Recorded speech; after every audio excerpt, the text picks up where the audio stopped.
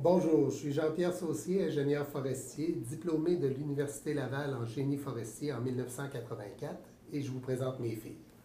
Je suis Frédérique Saucier, je suis diplômée de l'Université Laval en génie forestier en 2008 et ma maîtrise en 2011. Bonjour, mon nom c'est Laurence Saucier, donc je suis diplômée de l'Université Laval en génie forestier en 2013. Écoute, moi j'ai passé une enfance où on a eu beaucoup d'activités familiales dans la nature, en forêt, avec mes parents qui nous amenaient camper. Après ça, des étés dans Charlevoix, où il y a une famille, des Thibauts, de cultivateurs qui m'ont amené en forêt. J'ai planté des arbres avec eux. Pendant l'hiver, on a fait de la coupe de bois de chauffage, de la coupe de bois d'œuvre. Et là, j'ai découvert ça. On le faisait avec des chevaux, puis j'ai découvert que ça me passionnait. Hein, être en forêt, voir les arbres, tout ça, puis voir pousser les arbres qu'on avait plantés. Puis là, je devais avoir 16-17 ans, puis ça m'a appelé à partir de ce moment-là. Oui, bien c'est un peu insidieux, ça s'installe puis on s'en rend pas compte. Puis à un moment donné dans notre vie, on est rendu à choisir un programme d'études. Puis là, sur le coup, tu te dis, ben non, je vais pas faire comme mon père, là. C'est parce que je sais pas ce que je veux faire. Fait que j'ai pris une année de pause, j'ai voyagé.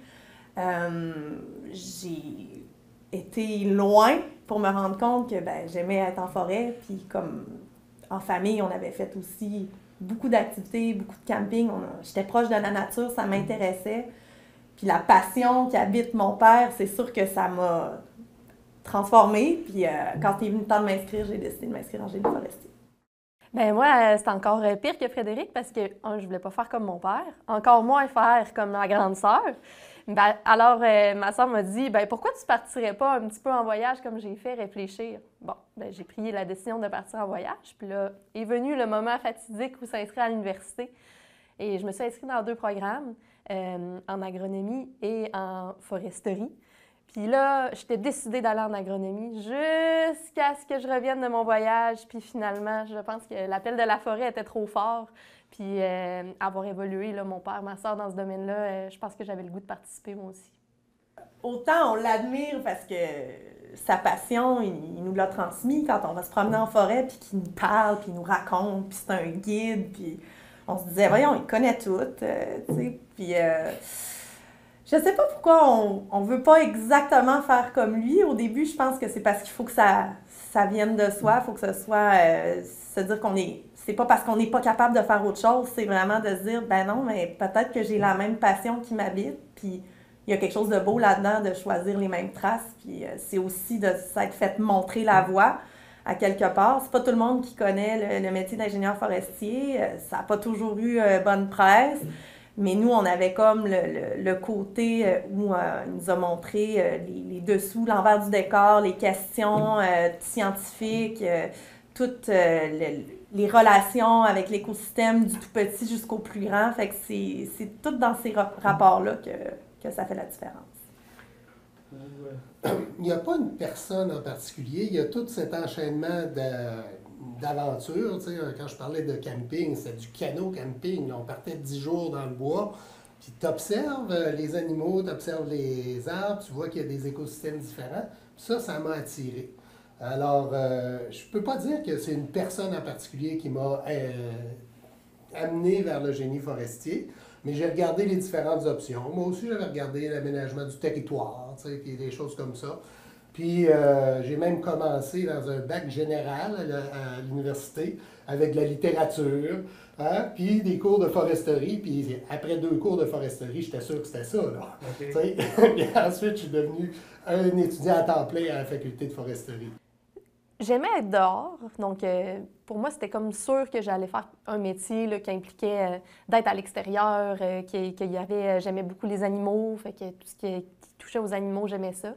Mais je sais pas, il y avait quelque chose de différent quand on est dans le bois. Tu sais, quand on se retrouve dans le bois, il y a comme une ambiance qui est particulière. Puis je pense que mon père il a mis beaucoup l'emphase là-dessus. Quand on était jeune, on a encore d'ailleurs une terre à bois. On y allait souvent. Il nous apprenait les petites plantes, que chaque leur rôle, trouver des petits fruits. On plantait des arbres, on les regardait grandir année après année. Donc je me suis vraiment dit que c'était là que j'étais le mieux. Donc, j'avais vraiment le goût là, de continuer dans cette voie-là. Écoute, mon père, moi, était médecin, hein, puis ma sœur plus grande est devenue médecin.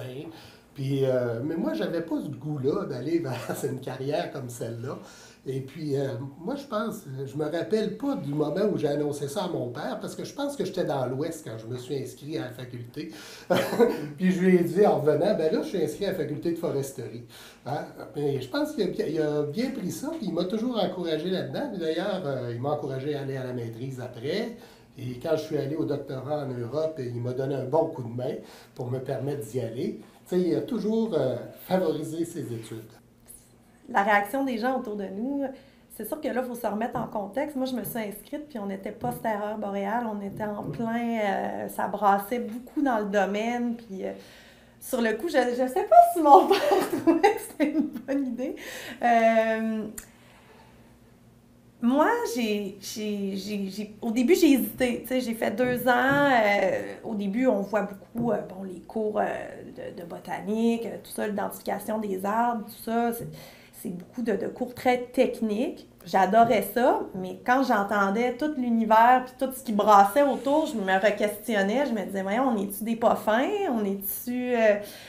Puis, je me suis questionnée. Puis, en fait, tu sais... je connaissais mon père, je connaissais son travail, j'ai vu à quel point, en étant dans la faculté, à quel point les profs, c'est des gens qui sont investis, c'est des gens qui sont professionnels, c'est des gens qui sont intelligents. Puis tout à coup, on a comme compris que on fait partie de la solution. Puis les inscriptions étaient au plus bas à la faculté. On se regardait, les cohortes diminuaient d'année en année. On se disait, on va être combien à graduer? Puis à un moment donné, tu te dis, j'ai pas envie de lâcher ce navire-là, je veux faire partie de la solution. Puis il y a une motivation qui est venue de ça aussi. De dire, moi j'arrive, moi j'ai des nouveaux principes, moi j'ai envie de faire partie des nouveaux enjeux, puis j'ai envie de mettre l'épaule à la roue, puis de faire de la forêt québécoise un bien qui va être bien géré, puis comme on l'entend avec les attentes de notre génération. Moi, quand j'ai annoncé que je voulais devenir ingénieur forestier, je pense que c'était quand même assez méconnu, surtout au niveau de mes amis. Tu sais, un ingénieur forestier, ça coupe des arbres. Tu sais, moi, je vois ça comme un peu voir le verre à moitié vide. Moi, j'aimais mieux le voir à moitié plein, puis me dire l'ingénieur forestier, en fait, lui, il va faire pousser les arbres, il va faire régénérer la forêt. Puis moi, c'est plus de ce côté-là que j'ai envie de m'investir, puis de faire partie de la solution, un peu comme ma sœur dit. Quand Frédéric était en voyage en Nouvelle-Zélande, on correspondait, puis on se parlait au téléphone peut-être une fois par mois. Là, je lui disais, ça va falloir que tu choisisses là, bientôt pour t'inscrire à l'université. Il y a des dates limites, là, tu reviens, puis le septembre prochain, tu es à l'université. Puis là, elle hésitait, puis elle me faisait part de ses hésitations, puis notamment de ne pas faire comme son père. Puis là, à un moment donné, moi, j'ai eu un déclic. J'ai dit, regarde, ton amie, là, Geneviève Bouchard, qu'est-ce qu'elle fait? Elle va devenir médecin, comme ses 2 parents. Telle autre, elle va devenir notaire, comme ses 2 parents. Telle autre, pharmacienne, comme ses 2 parents. Il n'y a pas de honte à faire la même chose que ses parents. La profession est vaste, tu ne feras pas la même chose que moi. Tu sais, moi, j'ai choisi une voie, j'ai travaillé beaucoup en écologie, en modélisation de croissance. Il y a bien d'autres choses qu'on peut faire. Tu sais? Puis, donc, je n'ai pas été surpris quand Frédéric m'a finalement dit inscris-moi à telle place. Parce que dans ce temps, ça ne se faisait pas toujours à distance. Hein? C'était pas par Internet. Tu sais. Donc, j'ai pas été surpris.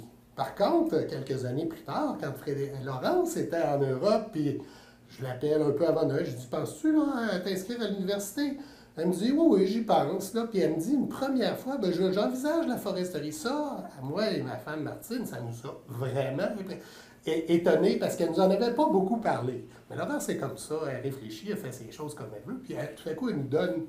Hein? Puis je lui reparle 1 mois et demi plus tard, puis j'ai dit, là, est-ce que tu vas t'inscrire? C'est fait, je me suis inscrit. Là, c'était par Internet, elle l'avait fait à distance. Puis elle ne nous l'avait pas dit. T'sais, alors, ça nous a surpris, agréablement aussi. Mais, tu sais, moi, j'ai jamais, et ma femme non plus, insisté pour que mes enfants fassent la même chose que moi. C'est leur décision, puis je suis très content qu'ils l'aient pris, mais je voulais que ça soit leur décision. Puis de la même façon, ma femme elle était un peu hésitante. Elle dit, justement, il y avait l'aurore boréale, c'est mal perçu. Puis elle dit, on va entendre parler de foresterie autour de la table bien trop. Puis ça fait encore partie des inquiétudes. Donc, des fois, on fait attention autour de la table. Là. On est une famille qui a beaucoup de choses à se dire, fait qu'heureusement, tout ne tourne pas autour de ça, mais c'est sûr que quand on peut en profiter, on essaye de refaire le monde à trois.